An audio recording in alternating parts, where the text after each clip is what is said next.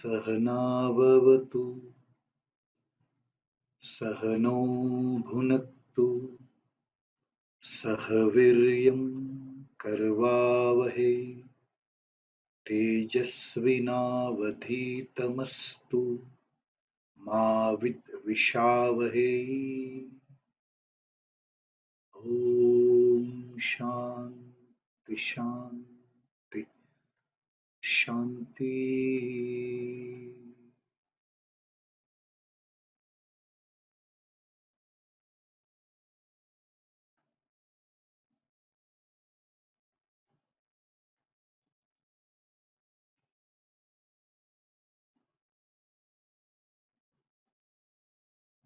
धीरे से आंखें खोलें।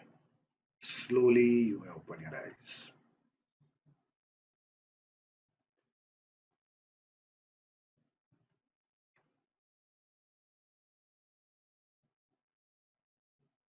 हम बचपन में हम सभी एक गेम खेला करते थे, आपको शायद याद होगी वो गेम, स्टैचू, है ना। यानी सब एकदम स्टैचू की तरह खड़े हो जाते हैं, तो मैं कहूंगा स्टैचू, तो आप स्टिल हो जाओ, स्टैचू।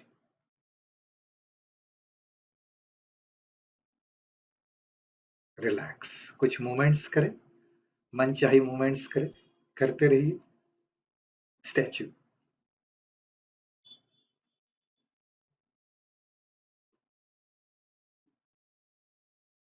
Again start movement.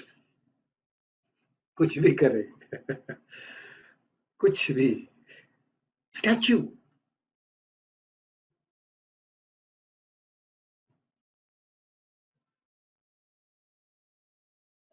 और एक बार मूवमेंट स्टार्ट।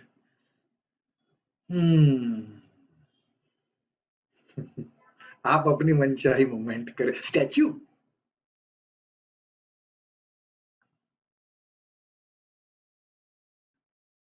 रिलैक्स।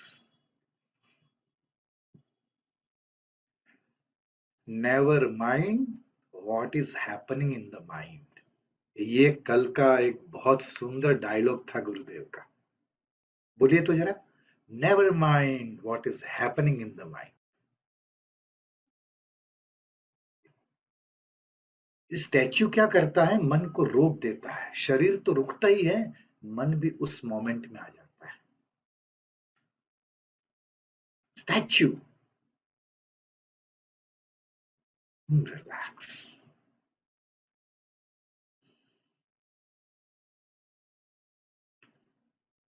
तो गुरुजी यही कह रहे थे, हैव अ फेथ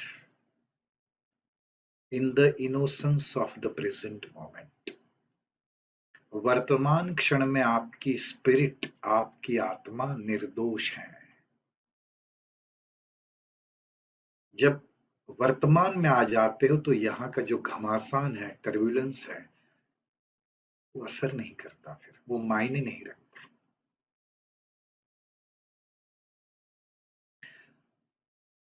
तो कल गुरुजी जो बात कर रहे थे,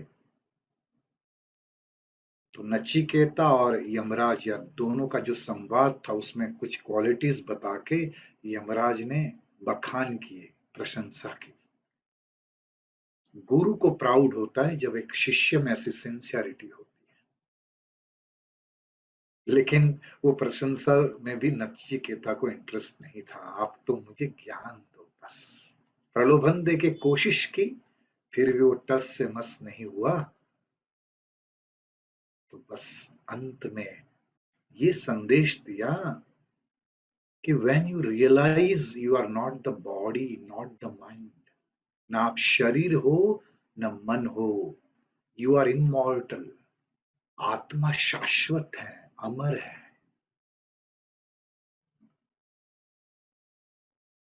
जब ये डिवाइन प्रिंसिपल आप जानकर जीवन में अनुभव करने लगते हो ना, तो पता चलता है या एहसास होने लगता है कि स्पिरिट तो निर्दोष है। तो वो आनंद के द्वार, वो हेवन, स्वर्ग की अनुभूति मन में होने लगती है पल पल। तो कल एक सुंदर एग्जाम्पल दिया था, ये सबको याद रखना चाहिए। वो जो ओशन में, समंदर में बड़ी बड़ी लहरें उठती हैं, लेकिन जो सर्फिंग करना जानता है ना, तो वो बड़ी बड़ी लहरें उसको डराती नहीं है। उसके लिए तो वो एक खेल खेलने का एक ग्राउंड है, मैदान है। वो और ज्यादा लहरें एक्सपेक्ट करता है, मैं तो सर्फ करके निकल जाऊंगा उसके ऊपर से। तो इसी तरह जीवन में कभी विचारों की लहरें, कभी भावनाओं की लहरें, कभी इमोशंस या फीलिंग्स, ये सब घमासान रूपी लहरें चल रही हो, लेकिन जब आत्मज्ञान हो कि I am not the body nor the mind, तब वो स्पिरिट अनुभव में आती है और मन उस स्टेट का अनुभव करने लगता है। ये इतना सुंदर संवाद है लॉर्ड ऑफ डेथ और नचिकेता का कि मतलब छोटी छोटी बातें, लेकिन वो मूल्यवान है। आप देखो कोई खगोल शास्त्री हो, तो उसको पता है भाई कौन सा तारा या कौन सा ग्रह कहाँ पर है ना। अरबों तारे दिखते हैं, लेकिन वो बुध का तारा या गुरु का तारा आराम से पहचान लेता है। आप में से भी किसी को ज्ञान हो तो आप हर रोज शायद किसी को बताते होंगे, लेकिन जो लोग ने वो जाना नहीं, वो ज्ञान नहीं है ना, तो आप सपोज किसी को बुध का तारा दिखाना चाहते हो, तो आप डायरेक्टली बताओगे तो उसकी समझ में नहीं आएगा। आप क्या करोगे, कोई रेफरेंस लोगे। अरे यार वो बिल्डिंग दिख रहा है, वो बिल्डिंग के बगल में वो पेड़, उसकी वो ऊपर वाली डाली है ना, बस उसके ठीक ऊपर देखो वो कुछ टिमटिमा रहा है, वो तारा है। आप एक रेफरेंस देते हो ना, तो व्यक्ति को आसानी से वो चीज समझ में आती है। ये मृत्यु के पर्यंत का जो ज्ञान है, वो तो एक लाइन का है, लेकिन जो रेफरेंस बना के जो ये वहां तक एक रियलाइजेशन की ओर ले जाना, ये सचमुच स्किल है। और एक सदगुरु के पास ही वो स्किल होती है। बाकी विषय जितना गहरा हो ना, उतने कम शब्दों की आवश्यकता पड़ती है। ये हमारा अनुभव है। सांसारिक कोई विषय पर आप डिबेट करो, वाद विवाद करो घंटों तक, लेकिन प्रेम कितनी चर्चा करोगे। प्रेम कोई चर्चा का विषय है ही नहीं, वो अनुभूति का विषय है। ध्यान कोई चर्चा का विषय है ही नहीं, वो अनुभूति का विषय है। फिर भी यदि शब्दों में कई बार रखने की कोशिश इसलिए करते हैं कि इस तरफ वाले लोग एटलीस्ट अनुभव कर ले इस तरफ का। तो आज का भी ये जो कन्वर्सेशन था नचिकेता और यमराज के बीच, अमेजिंग था। मैं शब्दों में रखने की कोशिश ही कर रहा हूं।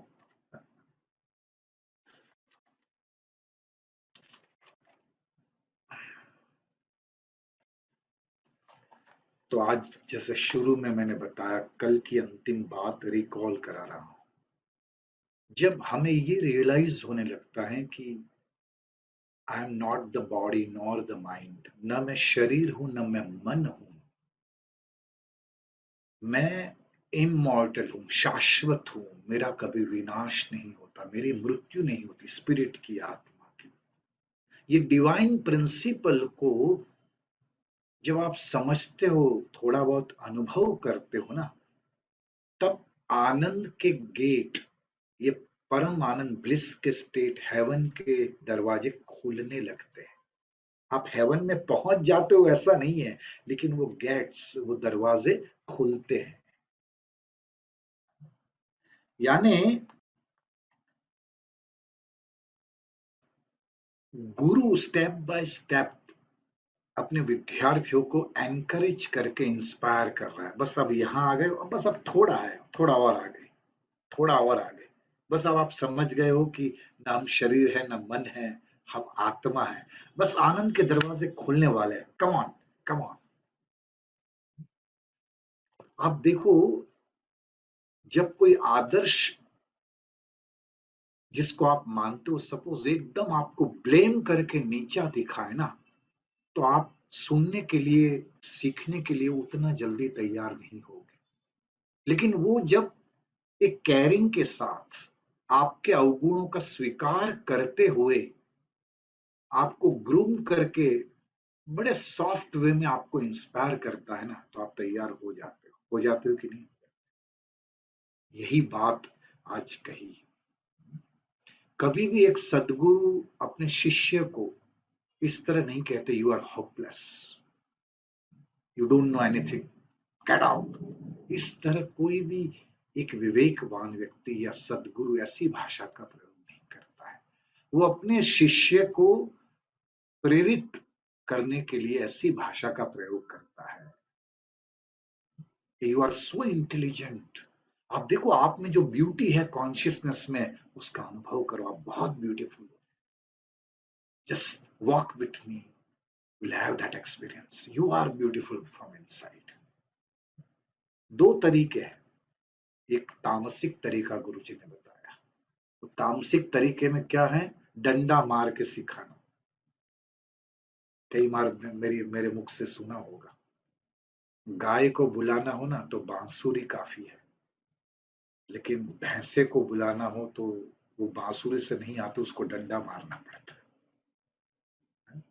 तो बहुत जो तामसिक है ना, उसको सीधी भाषा समझ में नहीं आती, तो कई बार एक तामसिक तरीका ही अपनाना पड़ता है जताने के लिए, जगाने के लिए उसको।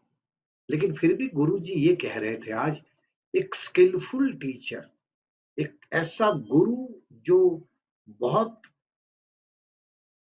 मतलब रिनाउंड नहीं कह सकते, अपने आप में बहुत कुछ पा चुके हैं ना, ऐसे गुरु ये तामसिक वाला रास्ता अखत्यार नहीं करते हैं।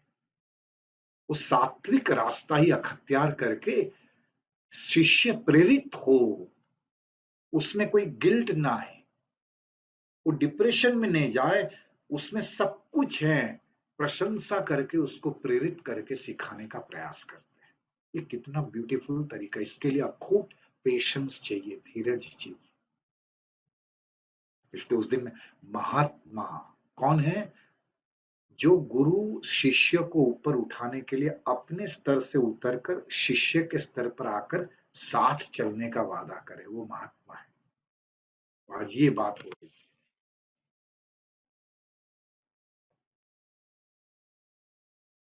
क्योंकि तामसिक तरीके में व्यक्ति एक बार डर के मारे, आपकी डांट के कारण सीख तो लेगा, वो चीजें कर तो लेगा, लेकिन वो लंबे समय तक उसको कंसिस्टेंटली कर पाएगा कि नहीं, इसकी कोई गारंटी नहीं है।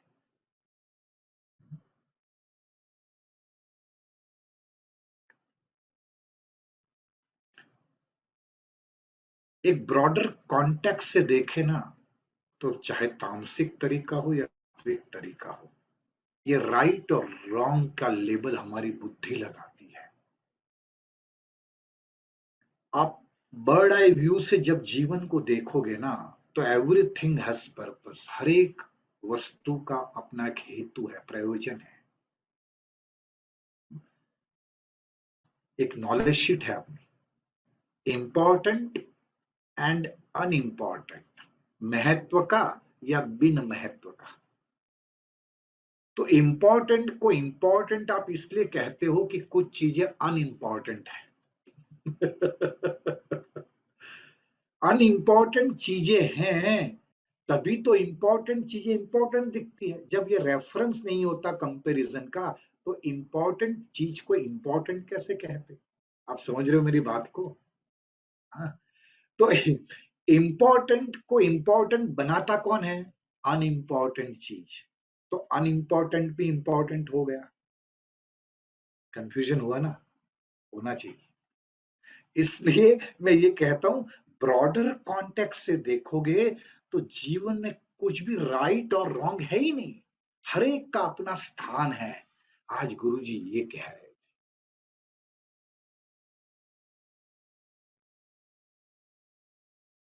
Skilful teacher do not require strictness. एक शिक्षक जिसमें कला है प्रेरित करने की, वो कभी स्ट्रिक्ट नहीं होता। वो उसके लिए कुछ राइट रॉन्ग है ही नहीं। शिष्य जिसी भी बैकग्राउंड से हैं, उसको ब्लेम किए बिना कि तुम गलत हो या तुम सही हो, ये परिभाषा से वो शिक्षक या गुरु बहुत ब्रॉडर कॉन्टेक्स्ट से देखता है। उसको तो सबका महत्व एक सरीखा है, जैसे मैंने अभी एग्जांपल दिया, अनइम्पोर्टेंट चीजें ही इंपॉर्टेंट चीज को इंपॉर्टेंट बनाती है। तो अनइम्पोर्टेंट भी इंपॉर्टेंट हो गया, इंपॉर्टेंट को इंपॉर्टेंट जानने के लिए। तो नचिकेता, जब ये समझ लेते हैं हम, यमराज जी कह रहे हैं कि न हम शरीर है न मन है, तो आनंद के दरवाजे खुलने लगते हैं। बस अब थोड़ी सी धीरज रखो, तुम जो चाहते हो वो मैं तुम्हें दूंगा। Have some patience, have little patience.